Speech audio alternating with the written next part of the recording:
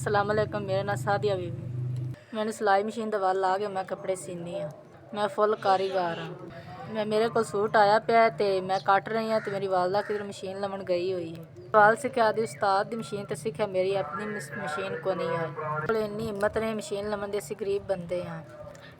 ਮੇਰੇ ਵਾਲਦ ਸਾਹਿਬ ਰਕਸ਼ਾ ਚਲਾਉਂਦੇ ਹਨ ਤੇ ਸਾਡੇ ਕੋਲ ਇੰਨੀ ਗੁੰਜਾਇਸ਼ ਨਹੀਂ ਵੀ ਇਸ ਮਸ਼ੀਨ ਲੈ ਲਵੇ। ਮੇਰੀ ਵਾਲਦਾ ਮਿਹਨਤ ਮਜ਼ਦੂਰੀ ਕਰਦੀ, ਕਦੀ ਮਕਈ ਲਾ ਲੈ, ਕਦੀ ਆਲੂ ਚੁਗ ਲੈ, ਤੇ ਬਸ ਐਵੇਂ ਨਿਜ਼ਾਮ ਚੱਲ ਰਿਹਾ।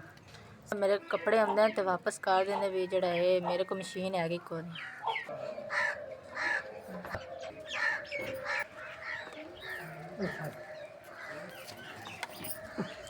वालेकुम। ये मेरी बेटी है तो उस्ताद ने दी मशीन ते वाल सीखिया सो ते अगर साढ़े को गुंजाइश कोई मशीन लै लईए। कोई अल्लाह का बंदा आदि धी बहन समझ ते मैंने मशीन लै दे।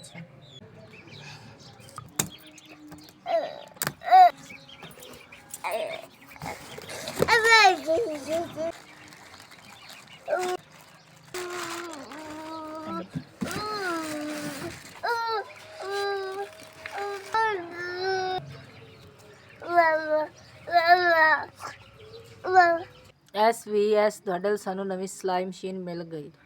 ਮੈਂ ਤੇ ਕੱਪੜੇ ਸਿਵਾਂ ਦੋਨੋਂ ਦੁਆਵਾਂ ਦੇਵਾਂ ਦੀ। ਜੇ ਤੁਸੀਂ ਸਾਨੂੰ ਸਿਲਾਈ ਮਸ਼ੀਨ ਦਿੱਤੀ ਆ ਤਾਂ ਘਰ ਦਾ ਨਿਜ਼ਾਮ ਚਲਾ ਸਕਦਾ।